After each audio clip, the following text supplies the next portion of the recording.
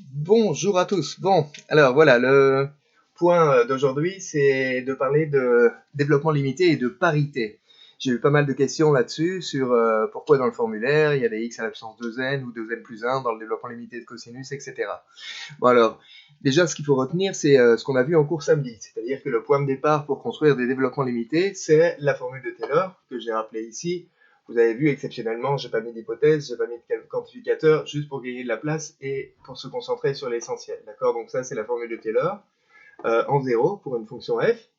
Et ce qui se passe, c'est que lorsqu'on a une fonction f qui est paire, alors toutes ces dérivées d'ordre impair, donc toutes les dérivées 2k plus unième, sont impaires. Donc vous prenez une fonction paire, sa dérivée première, elle est impaire, sa dérivée troisième, elle est impaire, et ainsi de suite, et ainsi de suite, et ainsi de suite. Puisque cette dérivée est impaire, sa valeur en 0 est nulle, et donc tous les termes f' de 0, la dérivée troisième en 0, etc., c'est-à-dire tous les termes de rang impair dans le développement limité, vont être nuls. Et donc il va rester uniquement les termes de rang pair, c'est-à-dire f de 0, x2 sur 2 fois f seconde de 0, x4 sur 4 fois la dérivée quatrième en 0, et ainsi de suite, et ainsi de suite, et ainsi de suite. Le dernier terme du développement limité, a priori, ça doit être xn sur n, factoriel, multiplié par la dérivée n en 0, sauf que si on a une fonction qui est paire, donc tous les termes de rang impair disparaissent, et donc il faudrait ici, pour écrire le dernier terme, distinguer deux cas, suivant que n est pair ou n est impair.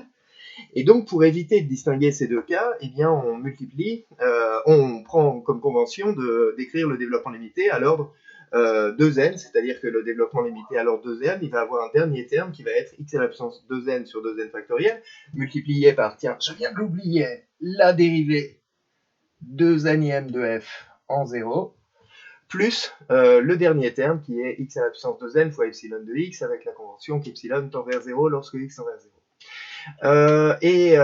Par ailleurs, en fait, ce que l'on peut observer, c'est que dans le développement limité, si on l'écrivait à l'ordre supérieur, ce qui interviendrait, c'est pas un terme en x à la puissance 2n plus 1, mais un x à la puissance 2n plus 2, et c'est ce qui justifie, c'est ce que vous aviez dans l'exercice 1 de la première feuille d'exo, en fait, on peut gagner un ordre dans le développement limité, puisque on est sûr qu'il ne va pas y avoir de terme en x à la puissance 2n plus 1 derrière.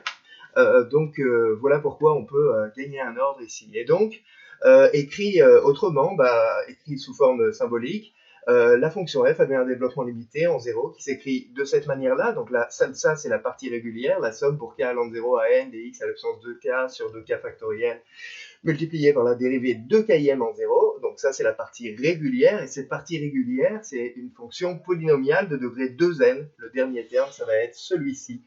Et donc le terme qui va être le reste, le terme d'erreur, c'est x à la puissance 2n plus 1 fois epsilon de x, avec toujours la convention que epsilon de x tend vers 0 lorsque x tend vers 0.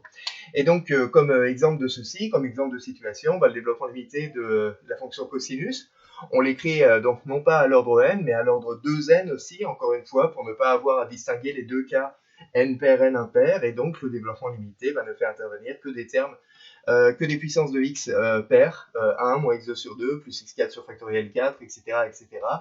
Le dernier terme, quand on écrit le dl à l'ordre 2n, c'est moins 1 puissance n sur x par x de n sur 2n factoriel plus x à la puissance 2n, ou même si on veut x à la puissance 2n plus 1 fois epsilon de x. Voilà.